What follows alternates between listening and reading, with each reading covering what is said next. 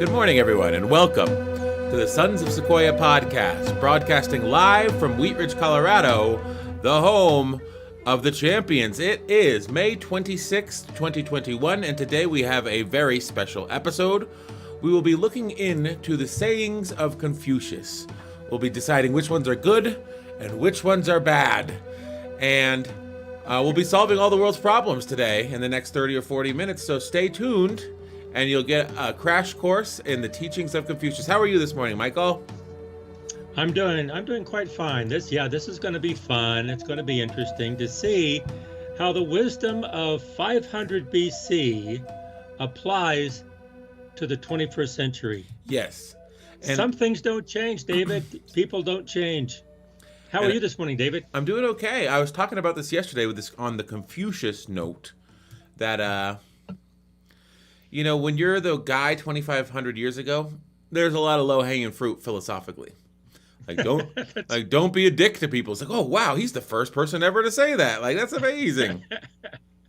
Or the first person to write it down. Yeah. So a little backstory on Confucius. Let's say here, he was 2,500 years ago. He did his philosophy. He had a little school, and he traveled the countryside trying to get rulers to adopt his philosophies, and no one did, and he was really all sad about that. But then 500 years after his death, around, the time of the birth of Christ, BC AD time, the Han dynasty, I think, or one of the dynasties, they're like, oh, look, this scholar from 500 years ago, he had some good ideas, and they started enacting them. He has two main, I think, thrusts of what he says in his philosophy. Well, his famous thing is Confucius says, and then there's like epigrams, and they're like little nuggets of wisdom. But his actual overarching philosophy had two main points. The first was the concept of li, which is rituals. So you perform these rituals and these elaborate etiquettes, and that sort of puts structure to society and sort of educates you in moral good. And then the other one, which I think is perhaps more impactful, or at least still around more, is filial piety. So when you look at Confucianism as the religion in China, you could argue that there's as many Confucianists as there are Christians or Muslims. Because, most of China is Confucianist, and that means billions of people. Mm-hmm. Well, filial piety is there's no deity. Your piety is in honoring your family. And that's not just your mother and father, that's your grandfathers, your great-grandparents. So what you do, if you bring honor upon yourself, you're bringing honor upon your entire chain of ancestors. And if you bring shame upon yourself, you're bringing shame upon yourself and your entire chain of ancestors. So that is the dominating force, not God will judge you. It's your great-grandfather is up there or somewhere looking down saying, don't do anything to make me look stupid. So I think it's fascinating that there's these two concepts that I'm no Confucianist expert. They're the main concepts of Confucianist thought. And you see the filial piety, the honor your ancestors thing in Chinese New Year. So even though Chinese people they work in the cities, they all go back to the country to visit their relatives on Chinese New Year, and that's a very Confucianist thing. Now, as far as the li, the elaborate court etiquette of 2,500 years ago, it's sort of like, oh yeah, we just don't talk about that. It used to be you'd have to sacrifice a goat, a pig, and a sheep to your ancestors once a week, and you leave the carcasses at the temple. Well, they don't do that anymore. I mean, it's just a little too inconvenient to do that. It doesn't jibe with modern culture. Well, maybe those practices served to underscore the filial piety. Mm-hmm. Well, I mean, then once that caught on, you didn't need the sacrifices anymore. Well, if you look at, though, like ritual crafts, it's easier to understand it in like maybe a Judeo-Christian context. all through the Bible, they're sacrificing animals. And it's like in the Western canon, the most holy people were killing a lamb, they were killing a pig, or killing a whatever goat, and sacrificing it to God. And we don't do that anymore in the West. So it's no big surprise that that's changed, but we still have our rituals too. And I think that I guess what Confucius is saying is the rituals are what sort of give order. Like, you don't actually have to believe that when a priest does his little move, all of a sudden you're drinking the actual blood of Christ. It could just be a reminder that in the story, Christ sacrificed his life for everyone's sins. You don't actually have to believe that the ritual itself turns the wine into blood, like in transubstantiation. It's the performance of the ritual sort of reminds you of the story, and that's the important thing. Some would argue because everyone will take it. Everyone will believe when you say believe in it. Again, everyone's different, but everyone will believe their way, and so belief is not a one-dimensional type of reality. Mm-hmm. And some people would say, no, it is. It is the blood of Christ, and then the little wafer that the priest gives you is the body of Christ. And if you don't believe it, you're a sinner. But I guess Confucius would say it's the ritual that's important. Right. That's where the value is derived. It reminds you of the virtues that you're trying to sort of remember as you go forth in life. So shall we get into some of the famous sayings? Oh, so all of that is a roundabout way of saying, I'd say in Chinese culture, or at least in Confucianism, the family unit is sort of like God. Your piety is not to God. Your piety is to your family. You do good in life to honor your family. You obey the rules. You don't bring shame. You try to bring honor because of your family, not because you're trying to do it for God. Like, righteousness is doing right by your family, right? And we probably still have Confucianism today because the most basic fundamental unit of society is the family. Mm-hmm. And if you can strengthen that, you're strengthening the part of society that will last. Yes. And maybe that's why we still have Confucianism today. Mm-hmm. And before we get into our quote review, our philosopher review, I'll say that Confucius is a good one to do on a podcast because he doesn't have these long-winded, if you read The Republic by Plato, your eyes would just glaze over. But his most famous text is called the Analects, and he does speak in sort of sayings, like epigrams or whatever. So they're very easy to digest and sort of understand the meaning of right away. They're accessible. One-liners. One-liners. So shall we get into some one-liners and discuss them? Let's do some one-liners, David. Okay. Confucius says, our greatest glory is not in never falling, but in rising every time we fall. How do you feel about that? I agree with that. I agree with that because you just don't stop, never stop. I mean, well, who never gets knocked down? Yeah. Who never gets knocked down? So when you do get knocked down, then what do you do? When you're down, you get back up. You don't blame everyone else for reasons you fell. Just no, I fell. Now I'm going to get back up and keep going. Mm-hmm. And I think that what we'll do also is try to relate it to modern things. There was one that we went over yesterday. It's like, that's what you say all the time, but you say it differently. And Yeah. I think that a lot of Confucius' sayings, there's analogs. I think of, for this one, our greatest glory is not in never falling, but in rising every time we fall. I think of Roger Allen Wade's song, if you're going to be dumb, you've got to be tough. When you get knocked down, you better get back up. I'm not the sharpest knife in the drawer, but I know enough to know that if you're going to be dumb, you got to be tough. right? That's right. Because you're gonna get knocked down. Uh-huh.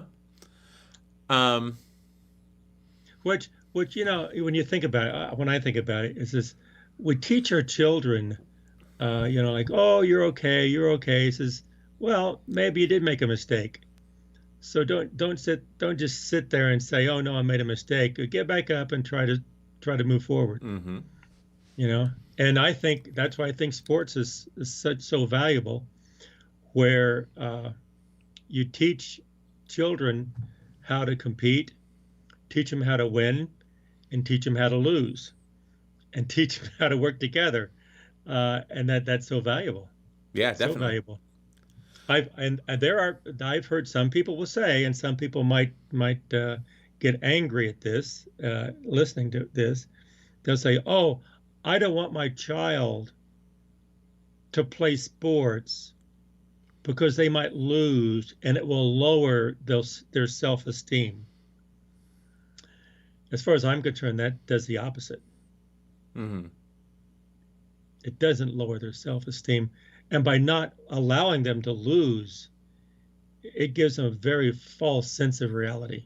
Yeah, they never experienced the glory. It's like in the 300 when the deformed guy betrays the Spartans and they banish him, and the guy King Leonidas tells the guy, "May you live forever," because living forever is less glorious than dying a glorious warrior's death. You know.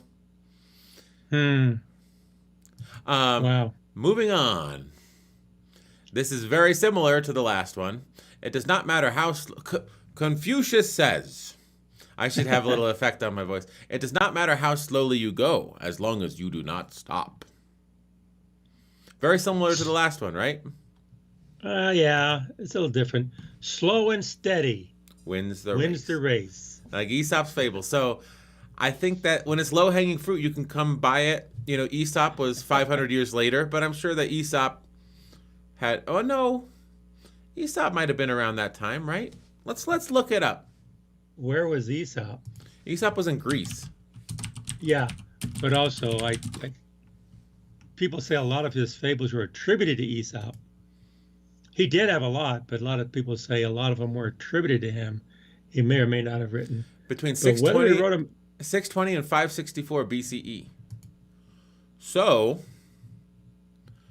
around the same time as Confucius. what was that? 620 and what? 564. Well, he was before Confucius.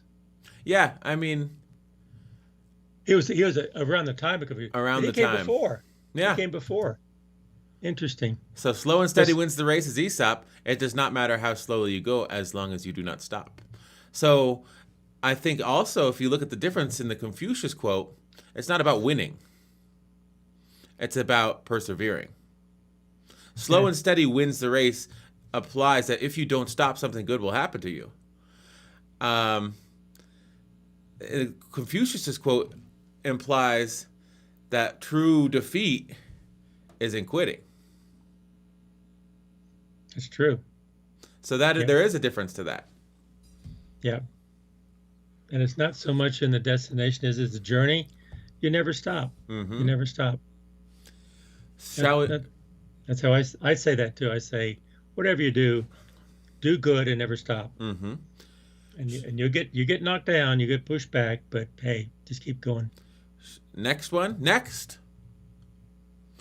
The will. Confucius says, the will to win, the desire to succeed, the urge to reach your full potential. These are the keys that will unlock the door to personal excellence. Okay. Well, that's A little obvious. I mean, yeah, that's a good one. that's okay. The will to win. Whoops.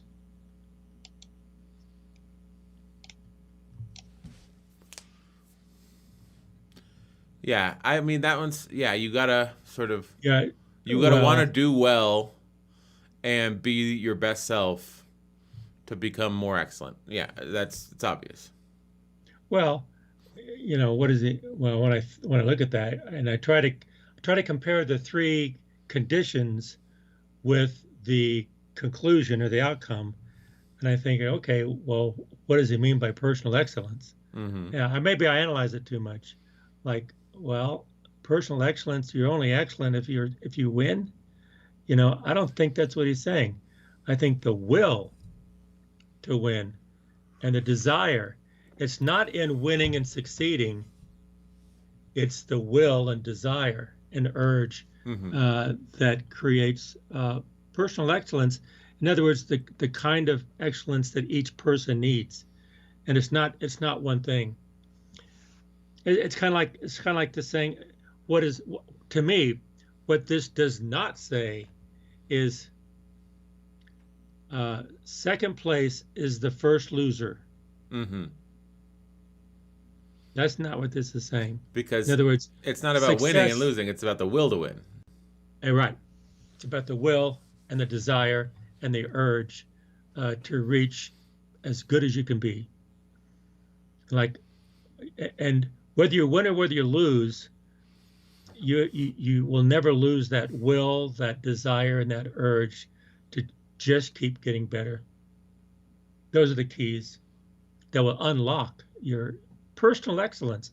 And excellence really is very relative to the person. I think that was a big thing. In Confucianism, there's this idea of, and this is like what's radical. I don't know what the Chinese word is. I don't speak Chinese. Jinya or something. I'm butchered that. I'm sorry to all the Chinese people if you're listening. It's not that.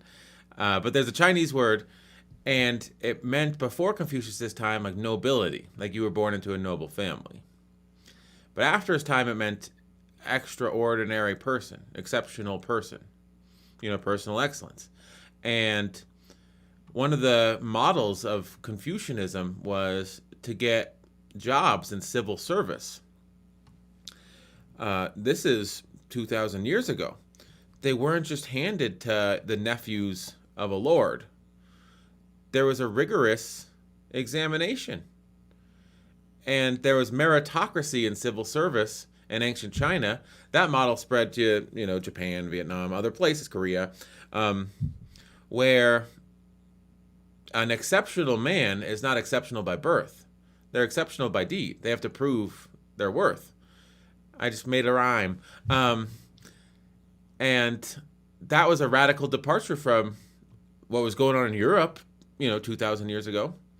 And I think that's what a lot of people respect Confucius for saying, the exceptional nature of a person comes from their deeds, not from their lineage.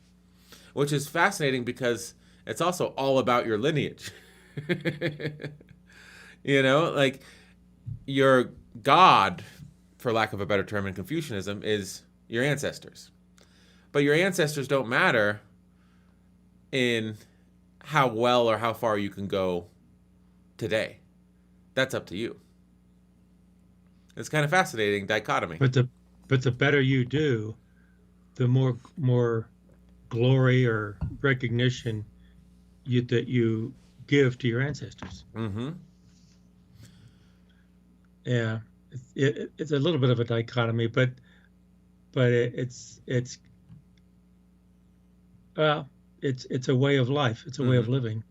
It's a way for people, for humans, to be settled into, this is why I'm here, this is what I'm doing, and let me progress, and it will just keep.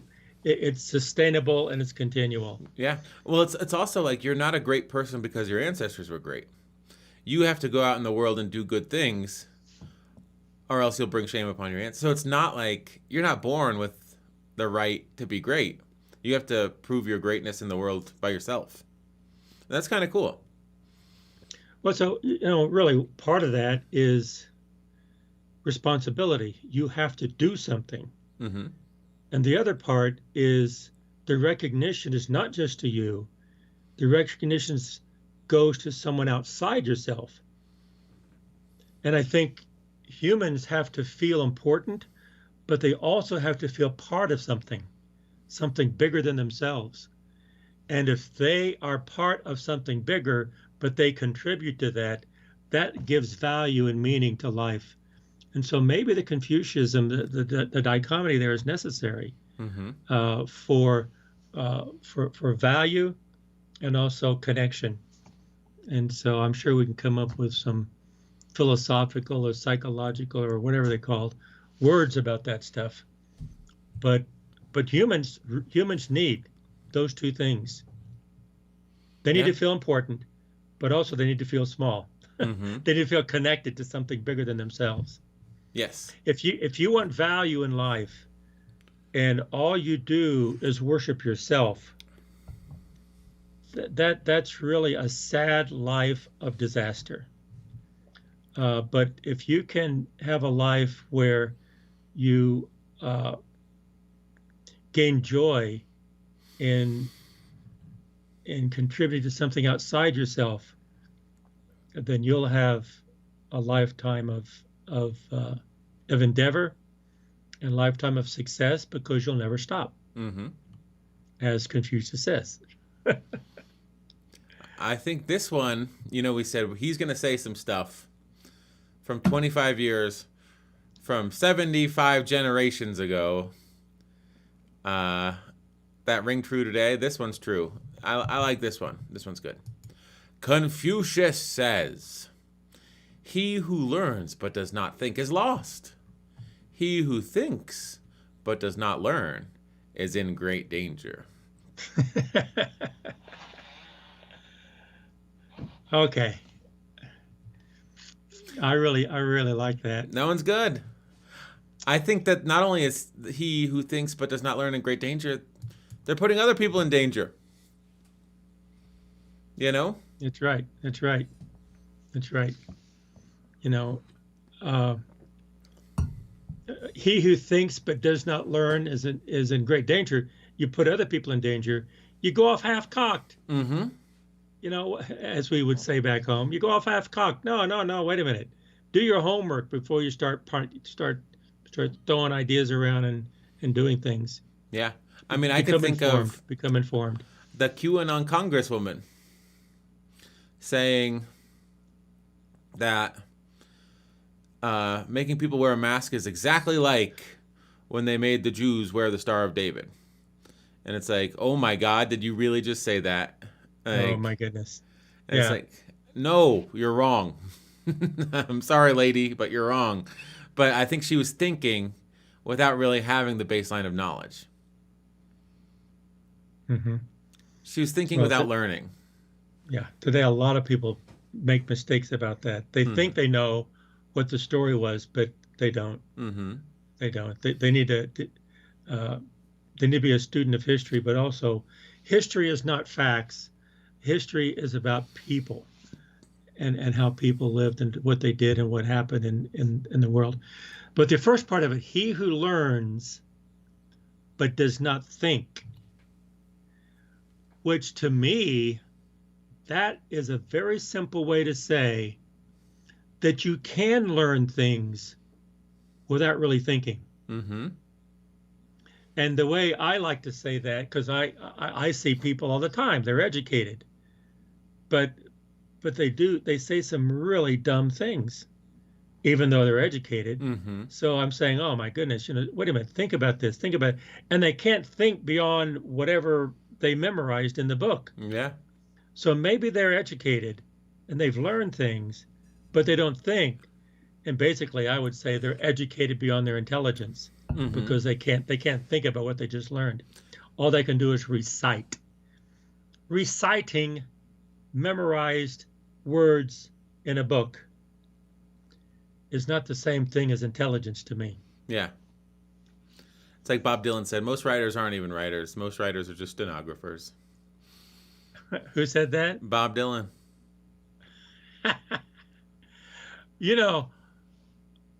A lot of this one about thinking, learning, thinking, and a lot of it is art. A lot of it is people in music, people in art, people in literature. A lot of that has to do with art. Mm-hmm. And of course, I'm all engineering and science and math, but I got a great respect for the arts, and I think we need that taught more in our schools. Okay, this next one's famous, but I'm not sure. You'll have to explain it to me. I'm not sure I like this one, okay? Confucius says, I hear and I forget. I see and I remember. I do and I understand.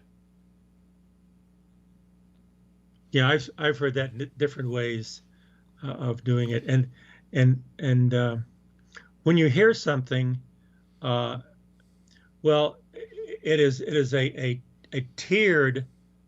I've heard this before, and I've even used it. It's like a tiered level of of of knowledge and understanding. When you hear something, well, just hearing words, then there's a lot of interpretations that could go around that hearing, because language is not that precise. English, any language is not that precise. Mm-hmm. Uh, but when you see something, then you can describe it, but also you see it, like the people say, seeing is believing kind of thing. Mm-hmm. Well, that gives a lot more information in detail. But then if you do something, there's where the reality of actually experiencing it. And so it's kind of like experience, you know. You can be told, you can actually observe it, or you can experience it. Well, if you experience it, you know it a lot better than someone telling you about it. Mm-hmm. Has anyone ever told you a story like, oh, let me tell you what happened when I was young? And you say, I did this and this and this and this. You go, okay, well, that's just a story. But what if you actually did it? Yeah. Well, you understand exactly what he's talking about. Well, it's like oh, go ahead. When people tell me stories about, oh, yeah, I've done the same thing. Remember in the military, we went through basic training. And in the basic training, we had to do this and this. And remember, we did that march. And, oh, yeah, I did that. I know what you're talking about. I know what you're talking about because I did it. Mm-hmm. But you tell someone who's never done it, it's just a story. Okay. And if you see it, they go, whoa, look what they're doing. But if you did it, you've experienced it. Yeah. Does that make sense? Yeah. Like I'll watch YouTube videos, tutorials on stuff that I know how to do. And it'll be confusing to me. And it's like, wait, I know how to do this. So what I'm hearing and what I'm seeing doesn't really match up with what I actually understand how to do. Well, I teach business, and people will come in and start talking about business from a textbook. And I say, yes, that's what it says. But the way you described it is not what it means, unless you've actually been in business. So, and what that is saying is meaning something very different than what you're trying to interpret. So when you hear something, you can interpret a million different ways. When you see something, it's a little bit more clearer. When you do it, that experience is much more of an education. Mm-hmm. That's why they have internships, to let people understand what it's like when you actually do it. Yeah. It's kind of like, I know how to ride a bicycle. Why? Because I read a manual. Mm-hmm. No, you can't ride a bicycle just by reading a manual. You have to get on that bike and fall down before you know how to do it. Does that make sense? It does. That's how I see it. Sometimes I think hearing is better than seeing, but I don't know. Just the tier, like hearing's worse than seeing. Seeing's better than hearing, but doing is better than the two of them. It's like, yeah, okay. I mean, sort of, unless hearing is actually better than seeing. That's true. Yeah. We can find cases where that's true too. Yeah. I'm an auditory learner. I hear and I remember. I see and I remember too. I'm a visual learner also. It's like I hear and I remember. I see and I remember. I do and I understand. It just doesn't have the same ring. Shall we go on to the next one? Yeah. Confucius says, Ooh. life is really simple, but we insist on making it complicated. Huh. This one's got a little forest scene on brainyquote.com. Yeah, I got a picture there. I don't know. To me, that doesn't look like Colorado. What do you think about this one? Uh, I think uh, I think there's a limited. It's true, but I think there's limited cases when that is profound. I think there are other counterexamples where life can be fairly complicated. I think he's right. I think life is sort of like a game of poker, um, where in poker you have three things you can do. You can fold, you can bet, or you can raise. And in life, what you can actually do about situations is awfully limited. Um, and a lot of the difficulty in life, a lot of the complications in life is saying, okay, I'm going to commit to this course of action, and then doing it. So the complication comes in saying, well, what course of action should I commit to? And you sort of insist on making it complicated when really at the end of the day, you have a few options. You know, the devil's always in the details, but there's only so much that you can do. It's the worry that makes it complicated. You worry about unknown outcomes, unintended consequences, and that's what eats you up at night, not exactly what you've chosen to do. When you choose to do something and you sort of resolutely go in that direction, you just do your best with no regrets. But the complication of life comes in trying to decide what that thing is. That's true. My what I think of is life. Uh, life. Uh, in my life, I want a happy life. So what's going to make me happy? Let me make a lot of money. I make a lot of money. This doesn't make me happy. So that wasn't true. So I want to be happy. Let me let me get famous.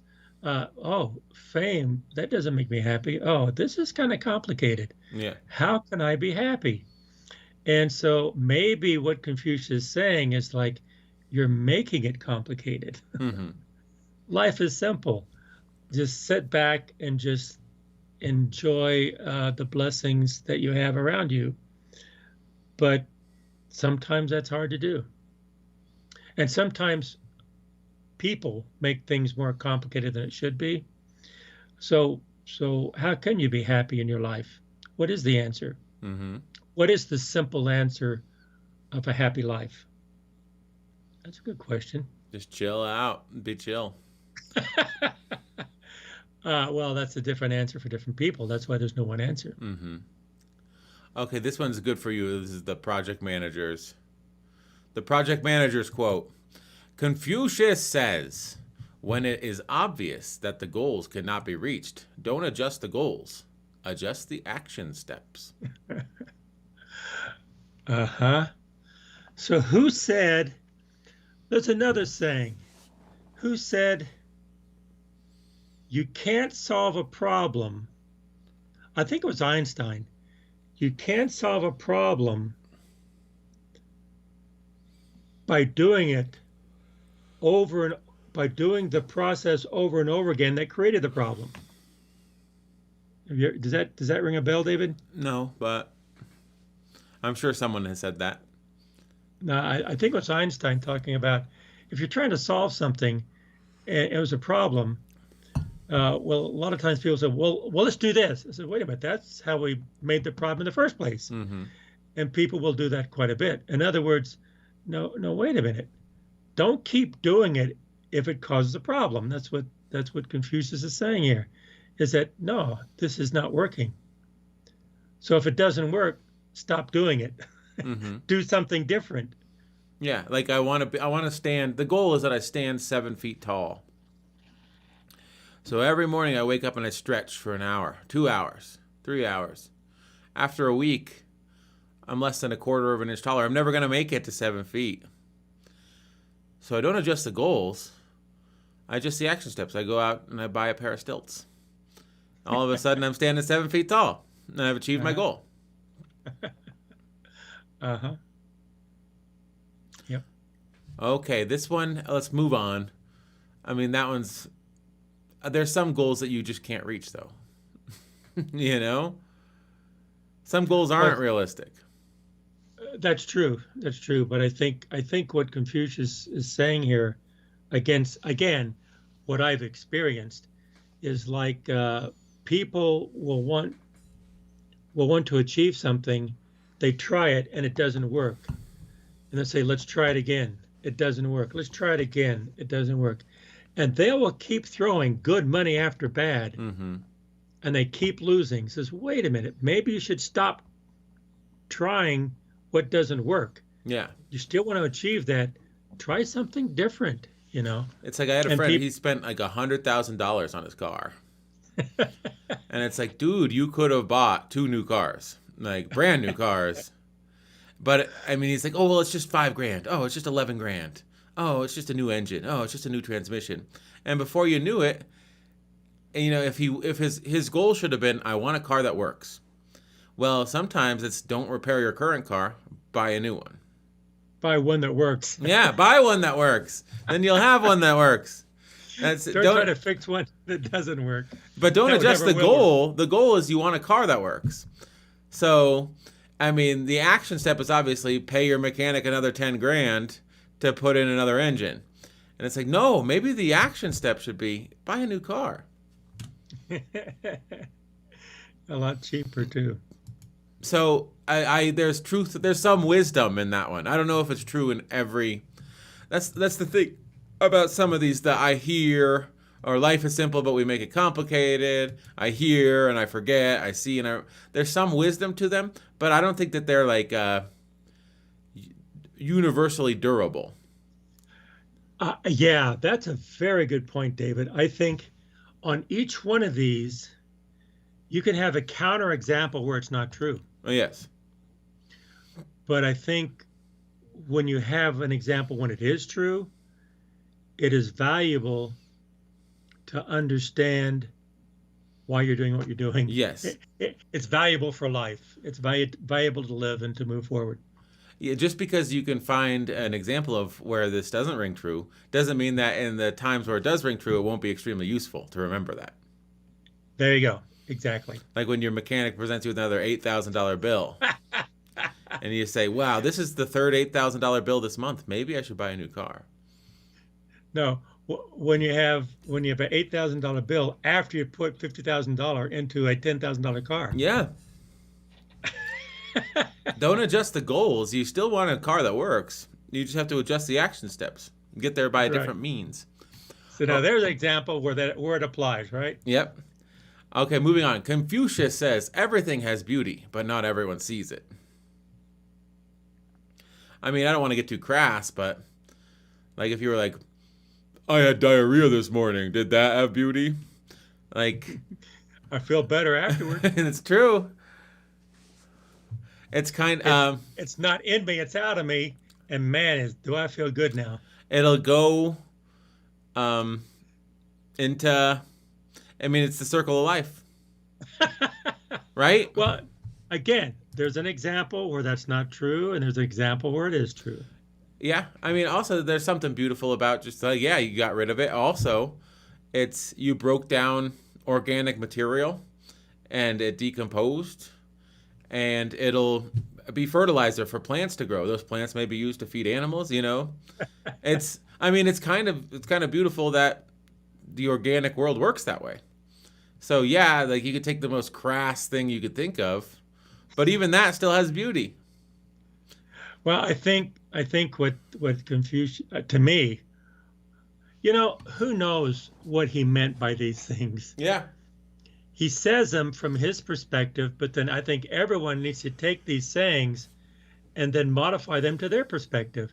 In other words, for me, what that says is that search for the beauty in everything because it exists somewhere. Mm-hmm.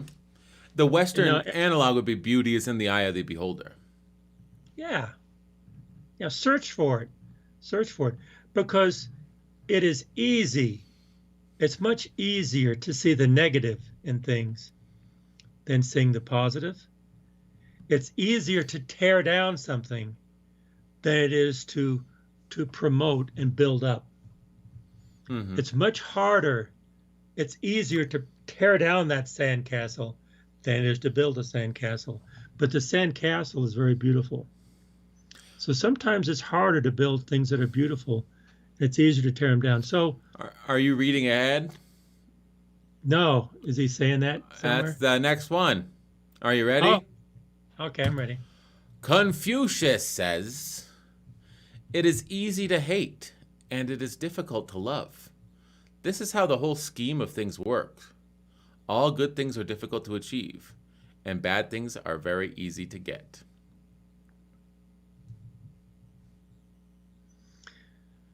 You can use that a lot of ways. One is, how can I say this?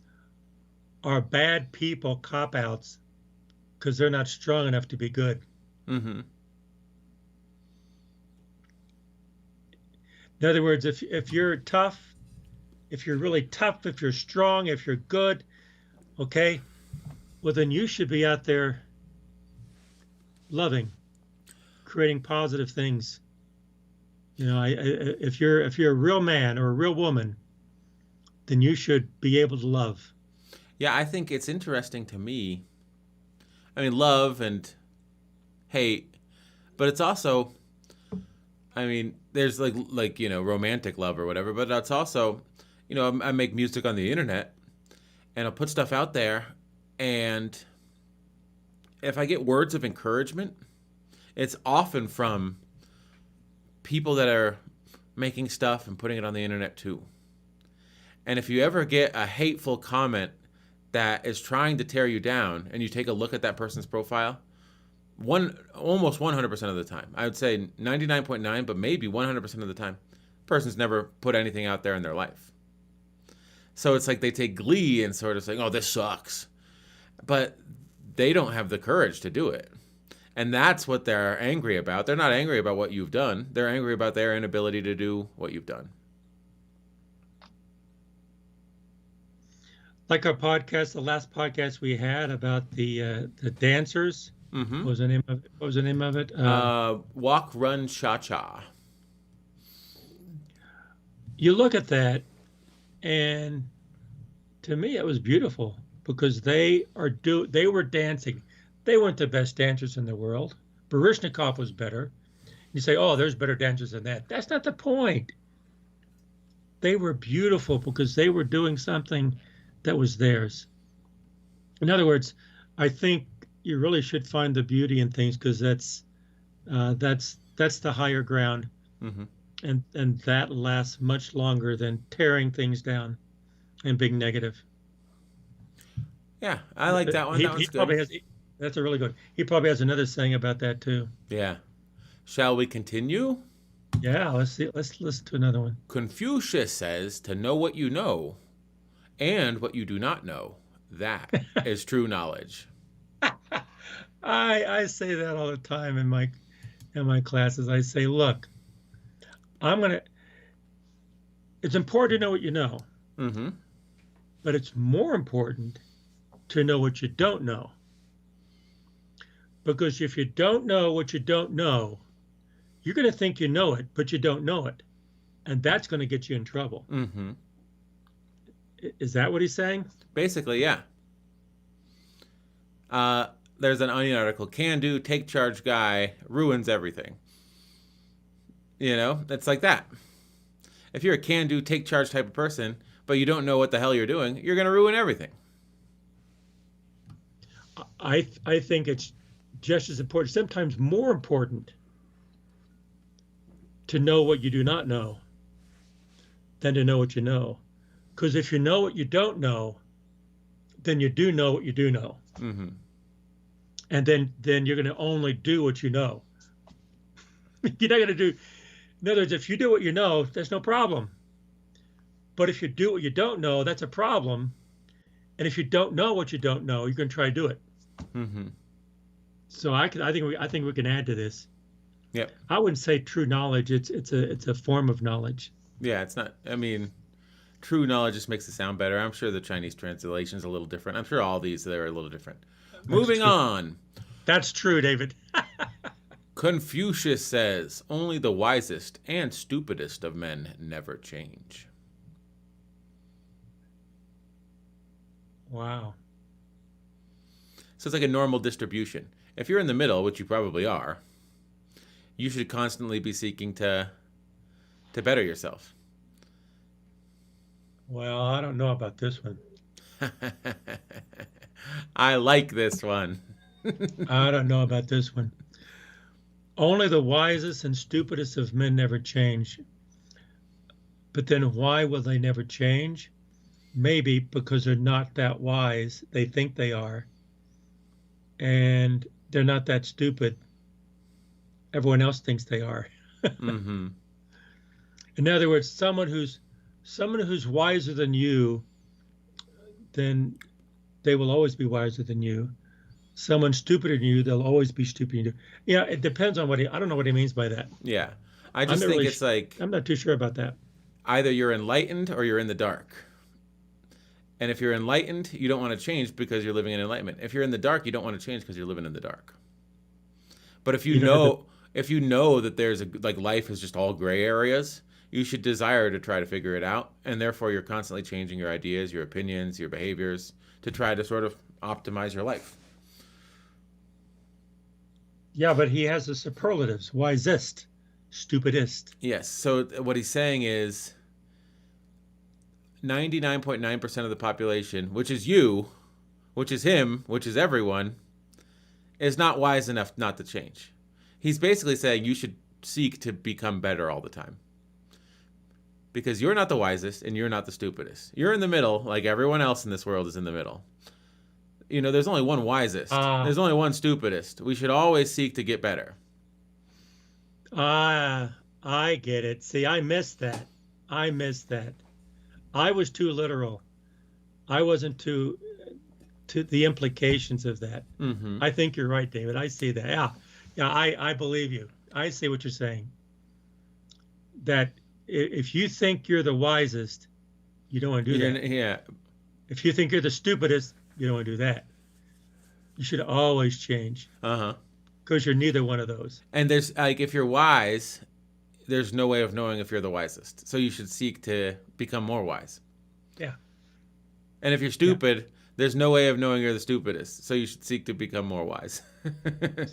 I know I'm the stupidest. No, you're not. You're too stupid to know you're stupid. Yeah, you're too stupid to know you're not the stupidest. You That's should right. try to be less stupid. Like, I If want to you're be the stupid. If you're the wisest, then you're smart enough to know you're not the wisest. Mm-hmm. So therefore, everyone should strive to become better and to change and be better. Yes. I get it. I'm gonna do I like that one. Now I like it. I'm going to double up because we're getting near the end here. We're going to do both of these because they're very similar. Saying number 1, Confucius says, better a diamond with a flaw than a pebble without. Saying number 2, Confucius says, wherever you go, go with all your heart. Let's take a look at both of these. Okay. It's better to do what's hard, do you think, like in life, than to do something easy perfectly? I think better a diamond with a flaw than a pebble without is sort of see how far you can go. Test your limits. Try to be your best self. And if the result of your work is imperfect, at least you tried to make a diamond, not just craft a perfect pebble. And then this is like you're saying, wherever you go, go with all your heart. You're saying whatever you do, do it with flair. Do it with flair. I told you boys that ever since you're little, right? Uh-huh. Go for it, man. Go for it. Do it with flair. And it doesn't matter what other people think. It's yours. Mm-hmm. It's yours. Yeah. Yeah, that's a good one. I like that. Better a diamond with a flaw because, well, another like shoot for the stars. You may miss them, but you'll hit the moon. Yeah. But you'll never hit the moon if you never try. You'll never get there if you don't try. And you say, oh, yeah, well, I'm going to be successful. Why? Because I'm not going to do anything. I'm going to be successful doing nothing. Well, shoot for the moon. Shoot for the stars. Shoot for the galaxy. Yeah. Yeah. All right, we're But if you coming. do it with flair. And if you miss, you just gotta grab a handful of clouds on the way down. And look what I have and you don't. Yeah, I And like look this where one. I've been and you haven't. This one is sort of modern. I like this one. I'm skipping around now because we're Okay. coming to the end. The superior man. Oh wait, hold on. Confucius says the superior man understands what is right. The inferior man understands what will sell. Hmm. Got to think about that one a little bit. I think like you watch the news. Is that really the news? Or do they know how to push your buttons and enrage you so you stick around and watch the advertisements? We've said quite a bit that we talked about fallacies, informal fallacies, that it's not right, but it works. Mm-hmm. That's why politicians have careers around fallacious arguments and fallacies. They have a whole career around that. I mean, if you begin analyzing and fact checking and analyzing the logic, et cetera, et cetera, et cetera, around all the politicians that we even have right today, then it's questionable how they got there. Mm-hmm. Yep, that's a good one, I think. I think that it's also, someone who lives in a modest home, has a family that loves them, and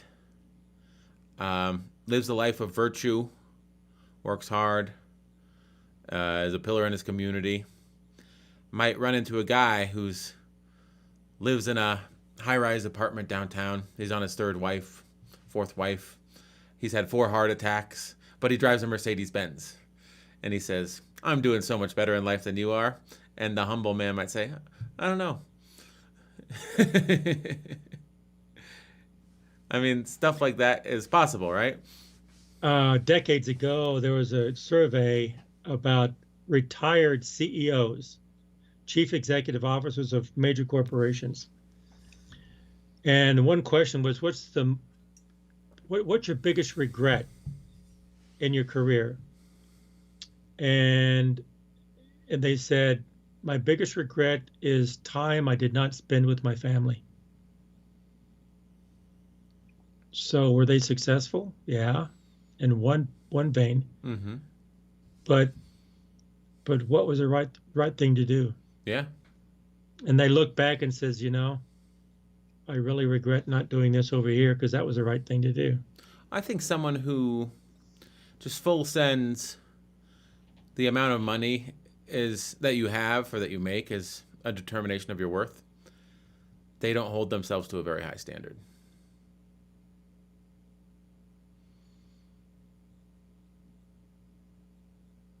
I was talking to someone sometime and they were telling me, well, I was told that I really should do something to make money and I should always think about making more money. And I says, well, with that type of philosophy of life, you have a lifetime of failure. Mm-hmm. You'll never be successful because no matter how much money you've made, you could make one more dollar. Yeah. And so no matter what you do, you're a failure. So it's a lifetime of failure. And so is that the way to live? I don't think so. Yeah. I choose not. I would say no. And some people, they don't see it because, some people actually, they take the practical steps they need to, but they still regret based upon their decision calculus. I was talking to this guy, I don't want to say names or anything, but he's like, I was in Chicago and my life was falling apart and I was very, very unhappy, but I had a prestigious job and I was moving up. But everything was falling apart. And so I moved to Colorado and I took a lower position and I took a step back in life and that unhappiness went away and I found contentment and I've been here the last 25 years. And I'm like, wow, sounds like you made the right choice. And he says to me, no, because if I would have stayed in Chicago, I would have been the head. I would have been the boss. I would have achieved prestige the likes of which I could only imagine now. It's like, yeah, but it sounds like that prestige was killing you. And it's like you regret that you didn't get that prestige, that people don't think of you as the man who rose to the top of his profession. But it sounds like that's not who you were. And you were able to understand that on like a visceral gut level and make the changes necessary to preserve yourself. But you don't understand it on an intellectual level enough to not look back in regret and say, oh, I should have stayed there. I would have been in a higher position. And it's fascinating to me that you can do both. You can do what's right for yourself and still tell the story that I really screwed up when I left. I think we can have our own sayings, David, that success has to be defined by you.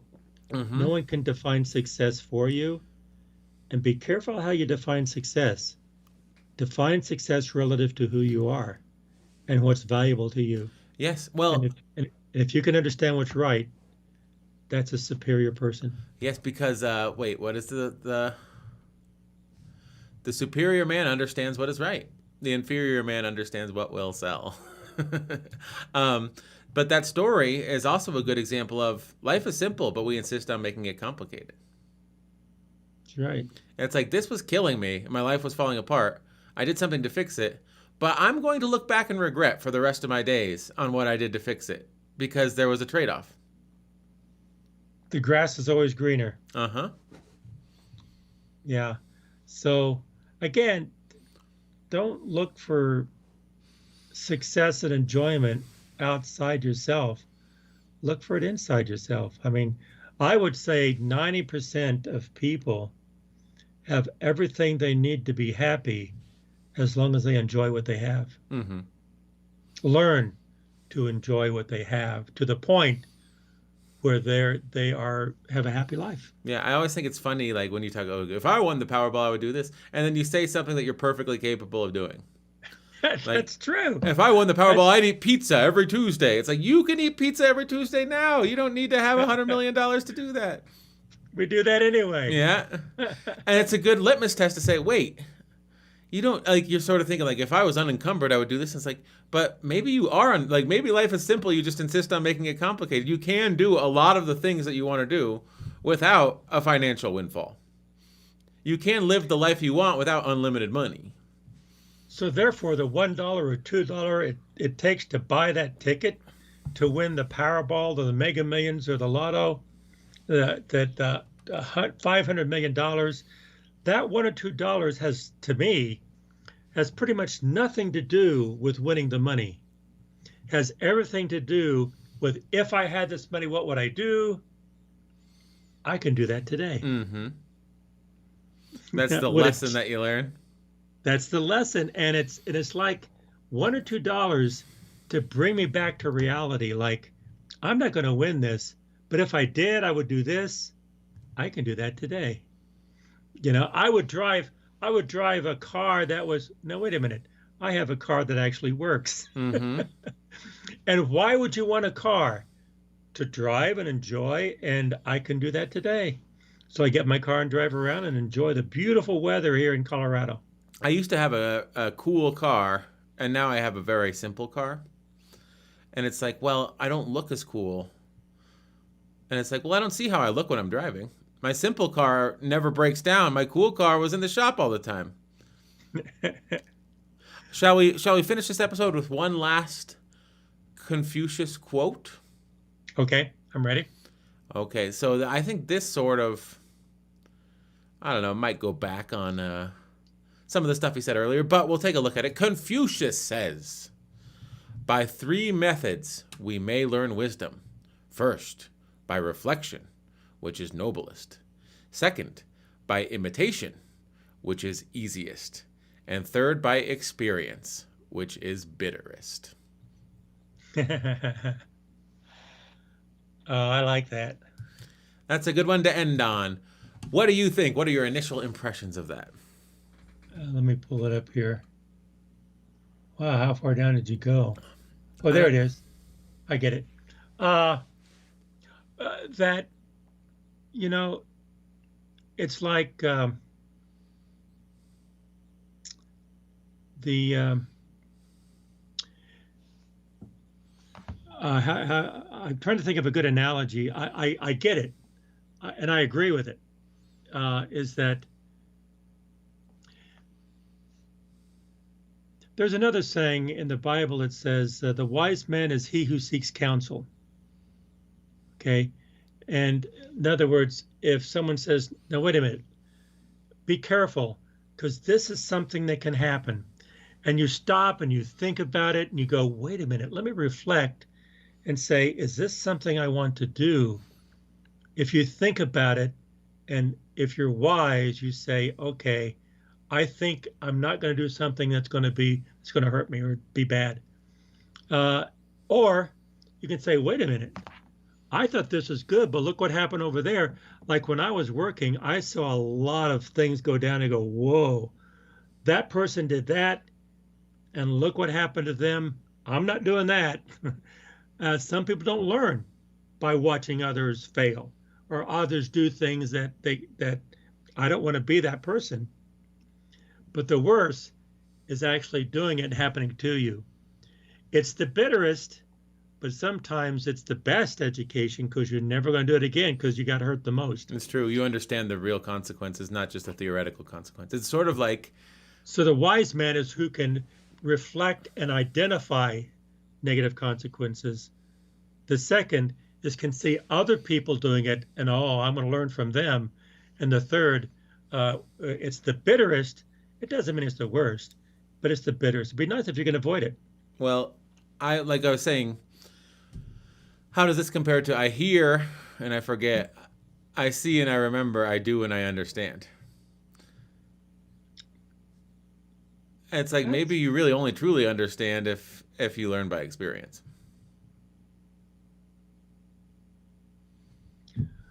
Well, there are some. Well, what this saying is saying, which I kind of agree with. All three of those are understanding. Yes.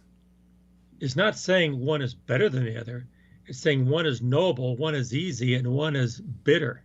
Well, it's like maybe I do and I understand. Reflecting is doing, imitating is doing, and experiencing is doing. It's not just experiencing that's doing. You know what I mean? Yeah. Like I do and I understand. That's true. These are three ways to do it: reflecting, imitating, experiencing. So to understand, he's tacking on noble, easy, and bitter.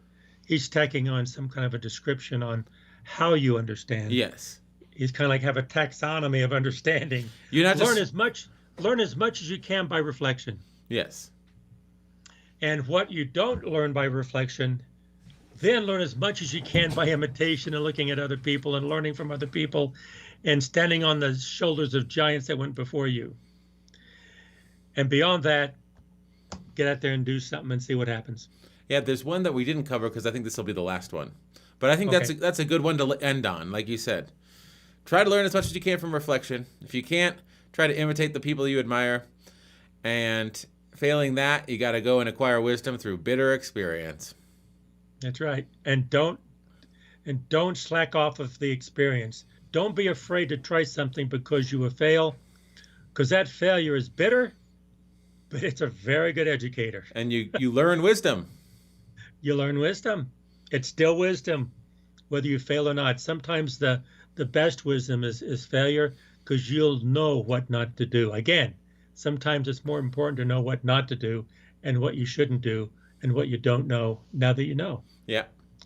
So yeah, before we go, I just want to say there's one quote. I couldn't find it. Let me see if I can find it. But Warren Buffett quotes it almost verbatim. Yeah, here it is. Let's do one more. If I am walking with two other men, each of them will serve as my teacher. I will pick out the good points of one and imitate them, and the bad points of the other, and correct them in myself.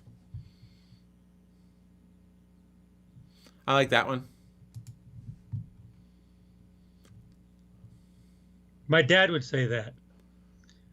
My dad would tell me that. Sequoia. Getting back Sons of Sequoia. Because we are Sons of Sequoia. My dad was Sequoia. Sequoia said that. He would say, you're going to hear a lot of things. Learn from them. But only do the good things. Yeah.